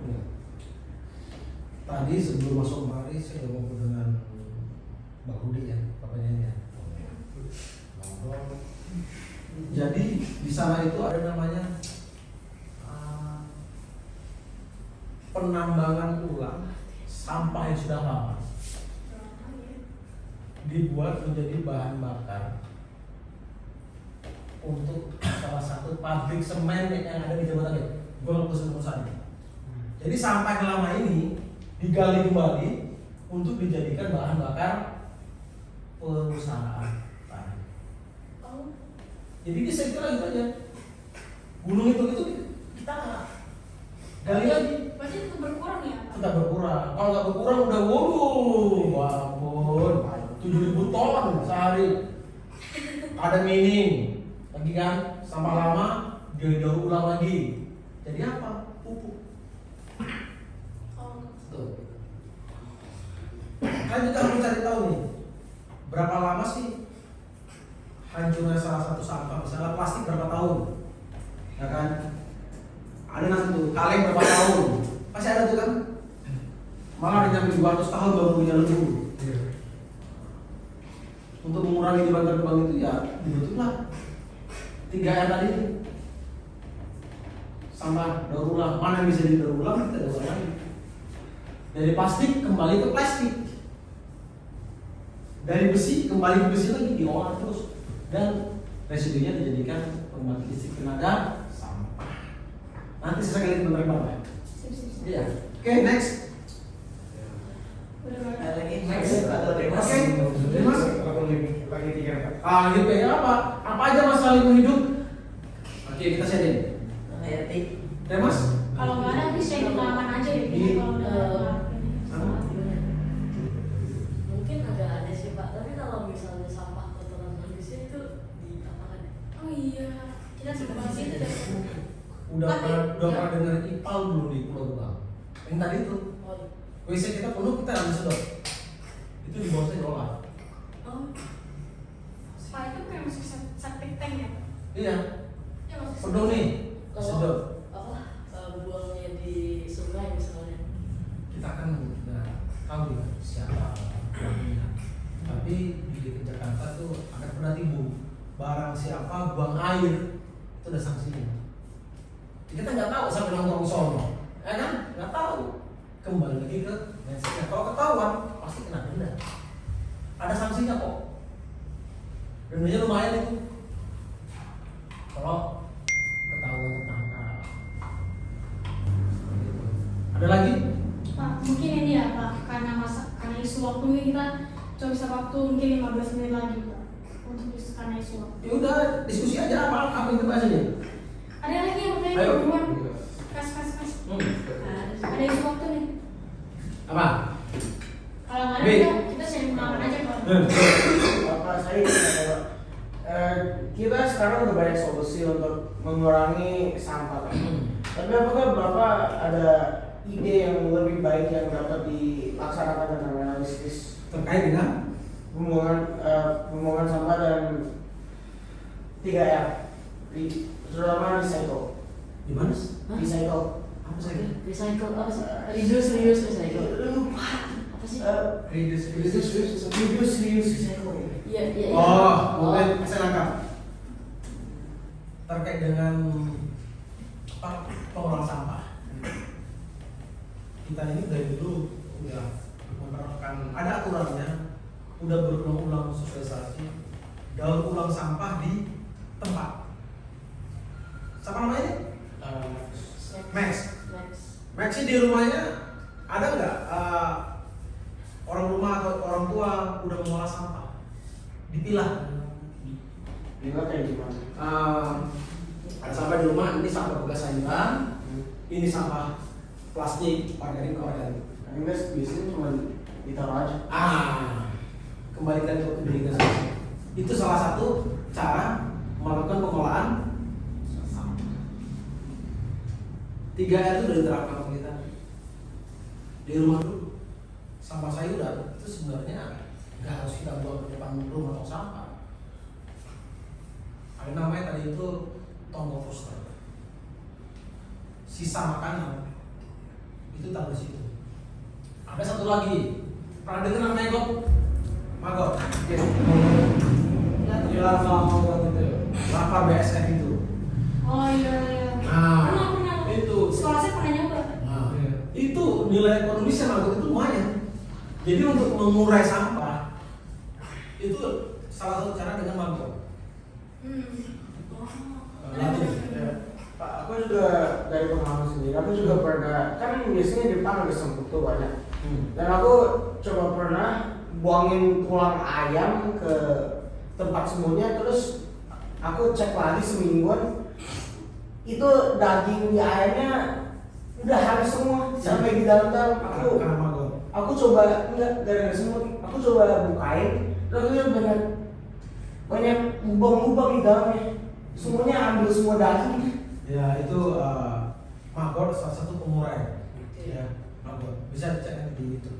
Kita di Dinas LH itu untuk mengurai sampah di sumber kita menciptakan metode Maggot. Jadi belatung di meja ini kasih makannya itu sampah organik. Jadi Efektif itu Pak. efektif. Jadi tidak bawa kebang-kebang. Jadi cukup harus di tempat. Berarti itu salah satu metode yang paling efektif. Sama komposter. Kalau di depan rumah ada masih tanah, ya kan, resapan air atau biomoria. Kalau kita mau praktek, jadi jangan omong-omong dengan teori. Di paralon yang ukuran 2 inci itu kan. Ada alatnya, alat untuk buat biomori itu. Ini kita buat untuk sampah organik. 1 meter aja, langsung pipa itu kita kasih bolong-bolongin dia. Sampah sayuran, sampah makanan jangan dibawa ke tong sampah. Masih bolong. Cari sendiri nanti literasinya. Itu bisa menimbulkan tanah. Seru itu Pak. Iya. Saya di rumah buat. Mau buat? Di rumah buat ada. Wah. Jadi sampah sayuran itu kalau lubang itu tutup lagi nanti 1 meter aja ya. Investasi yang bagus Pak. Itu tanah jadi subur. Salah satunya dari rumah sendiri aja. Dan Maggot adalah metode salah satu untuk mengurangi sampah. Nah, Efektif. daur ulang. Setelah kita kalau bicara tentang apa namanya non-organik ya, besi udah banyak lah itu kan, plastik udah banyak lah. Organik, jangan sampai organik ini buat kontak, cukup dihentikan di rumah sendiri, itu bisa banyak sebenarnya. Next. Pak, saya mau nanya Pak. Jadi kan Bapak bilang tadi Pak, kita balik ke awal ya. Tadi Bapak bilang salah satu penyebab banjir adalah SDM dan juga pembuangan sampah sembarangan yang tidak terkendali. Nah, lalu kan saya pernah semua tahu Pak kalau misalnya ibu kota pindah ke Kalimantan, IKN itu karena Jakarta akan banjir. Itu salah satunya. Dan juga ya faktor ekonomi juga ya Pak. Nah tapi saya kan akan fokus ke banjir itu Pak. Kan selain ya overpopulation juga. Nah yang saya kan ngomong soal banjirnya ya Pak. Ya kan Mbak bilang soalnya SDM, lalu pembuang sampah sembarangan. Nah, ini kita agak di luar topik sampah ya, tapi kita bicara fokus ke banjirnya Pak, karena itu tema kita ya. Nah, apakah curah hujan yang tinggi itu lebih berpengaruh mana Pak? Apakah lebih berpengaruh ke pembuangan sampah sembarangan yang membuat sirkulasi air, atau curah hujan yang lebih tinggi Pak? Kira-kira yang lebih bersignifikan dampaknya mana Pak? Yang pertama kita tadi apa? Yes, itu sama-sama. Curah hujan terlalu tinggi itu hanya sebagai kecil dari faktor penyebab banjir. Iya, di Bogor hujan, di Jakarta nggak hujan. Kenapa bisa banjir? Saluran got seharusnya dia itu kedalamannya 1 meter, ya kan? Lebarnya seharusnya 1 meter. Karena ada sampah di sana, jadi berkurang kedalaman lebarnya. Air menguap nggak? Menguap. Jadi terfurat juga. Udah, intinya kalau curah hujan terlalu tinggi itu sekian persen lah penyebab banjir. Seperti itu. Saya punya pertanyaan Pak. Oh ya, maaf Pak. Ini kayaknya pertanyaan nabrak, ini yang terakhir ya, soalnya kita habis waktu juga tadi. Mau mana tuh? Ini lumayan nih makanya. Yang lain udah berat-berat semua. Iya. Kalau ada apa? Misalkan ya Jakarta, semoga aja Jakarta itu industrinya itu semuanya udah tidak nakal lagi, tidak membuang sampah, membuang limbahnya ke sungai, dan masyarakatnya tidak membuang sampah sembarangan. Kan Jakarta itu termasuk dataran rendah kan.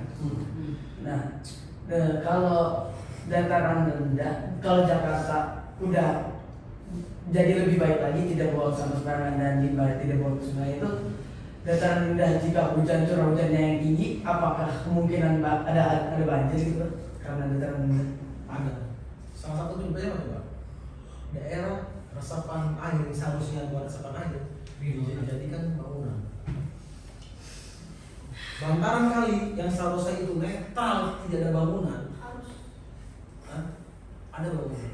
Begitu curah hujan tinggi, yang tadi sebelah tadi itu diameter apa? Lebar kali seharusnya 10 meter, karena ada bangunan nyempit, air datang tinggi, mampet, meluap pasti. Pernah ke Kampung Melayu di negara? Kenapa? Kamu lagi? Kampung Melayu di negara kali Saya naik busnya aja nggak pernah. kali di situ kan tempat banjir. Dulu sih bantaran kali itu rumah banjir. Kampung Melayu, Kampung Pulau, tau nggak? Cek dulu Kampung Pulau. Kampung Pulau itu banjir. Ditertibkan sekarang, alhamdulillah. Jatinegara tuh Kamu apa tadi Pak? Kampung Pulau. Lo gini Pak. Pulau. Ah udah, klik aja. Sini. Pulau. Kenapa ya? Kampung Pulau Jakarta.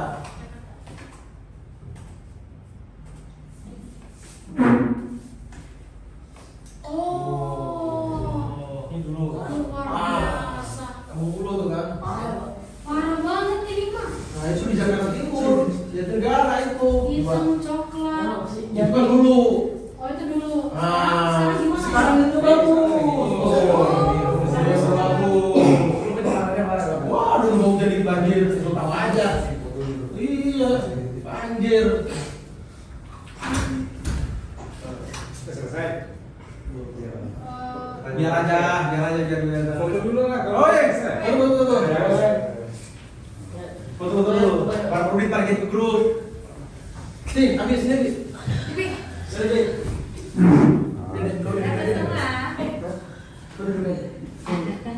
Satu dua sekali lagi 1 2 ceria, udah malam nih ceria. Cheese, sese. Nah, udah dapat semua daerahnya. Kritis bro. Ada bener. Belajar banyak kita mah hari ini malah. Siapa? Nanya aku tanya silakan. Ada yang mau ditanya enggak? Tanya. Tanya aja nih. Jadi dari soal ini itu apa kesimpulan yang jadi kita dapatkan dan apa arti yang dilakukan? Pakai yang mana nih? Terkait semua faktor-faktor yang menyebabkan atau ya kesimpulan tadi ini. Mindset kita harus berubah. penyebab banjir, salah satunya pola pikir masyarakat kita yang masih mau buang sampah sembarangan. Itu yang utama. Kalau faktor pemerintahan itu kita serahkan dengan yang punya wewenang. Nanti saya ngomong sini salah, menyudutkan sekolah instansi ABC. Itu ya semua stakeholder di pemerintahan DKI harus bersama. Kembali ke manusianya. Apa kan dia itu? Pola pikir. Memang udah selesai. Dengan tata ruang ya, tata ruang perkotaan untuk tidak membangun bangunan di daerah resapan air, salah satu faktor. Cuma yang utama mindset kita yang memang sama sembarang kita nih. Itu. Jadi Lagi. mungkin udah stop ya? Udah capek ya? Bukan Pak, ini waktu ini Pak. Jadi makasih banyak ya Pak soal sebagai narasumber kita hari ini Pak. Kita tadi mulai jam berapa tadi Rafael? Jam 3:30 Udah 2 jam lebih. Gak kerasa ya? Gak kerasa. Rasanya baru 1 jam. Banyak Pak yang kita pelajarin ya semua. Banyak ya? Jadi kok kamu pulau kan? Kamu pulau gak tahu. Ini kamu pulau nih. Gak tahu tuh. Lihat ke kamu Ini pulau. bisa pelajaran di sekolah ini semua. Pulau. Ya. Tuh contohnya masih banjir ini kan? Terus masih banyak lagi. Gimana Rafael? Masih belum puas, tapi aku tanya aja. Itu coba. Udah ya? Sudah. Mungkin. Nah, istirahat. Ya. Yang mau makan. Udah dibeli makan mereka nih. Ada mana salahnya udah dapat. Dia udah dikirimin. Ayo. Oke, itu aja ya Pak. Baik. Kita salam dulu. Dia segitu saja Pak. Ya. Terima kasih. Sukses berkah. Andrian. Coba Berpeluang Indonesia. Program ini Pak Andrew. mau pada mana? 3, 2, 1, open door. Mau dibawa aja. Makasih Pak.